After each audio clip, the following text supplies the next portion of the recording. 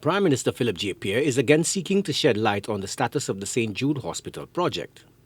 The finance minister says, contrary to some media reports, mainly on the conservative right, the loan and not the project has an expiration date of 2028. 2 weeks ago, the government inked a $200 million loan agreement with the Saudis to fund the completion of the overdue project and overhaul the National Sports Stadium that was doubled as a medical facility for 14 years. For those of you who are peddling lies, I did not say it will finish in 2028. I said the loan will expire in 2028.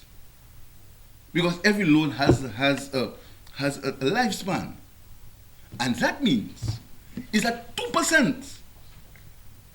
None of the financial analysts are making the point. It's a 2% loan. And that's what's important. Not a direct award at 1% interest per month. Not that. And that's what the analysts must say. 1% interest per day.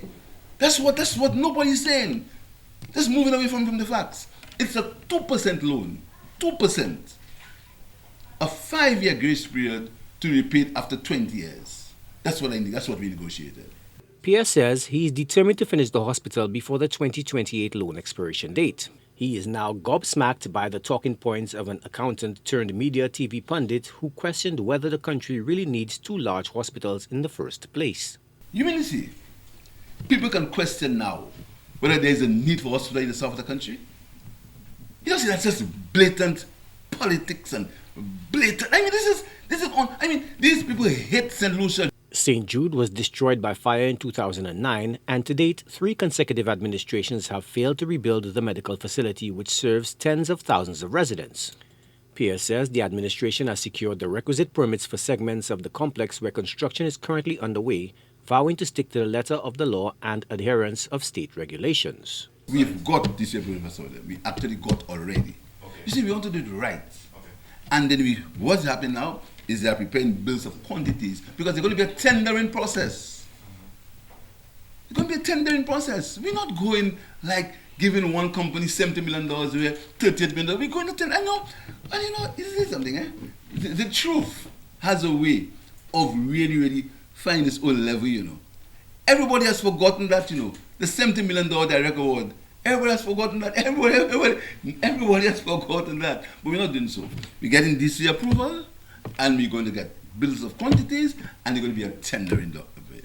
So DC approval has been met for the buildings? DC materials has been met for certain sections. The buildings in sections. Okay. So where work is happening now, DC approval has been.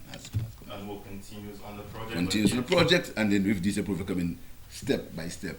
Pierre insists that work never stopped once site preparations started in late 2022 with the fencing of the site and contractors toiling inside the structures. The Prime Minister says he is following the advice of a non-partisan panel of experts who recommended that the original buildings erected in 2011 should be the centerpiece of the project. Joachim Duplessis, HTS News Force.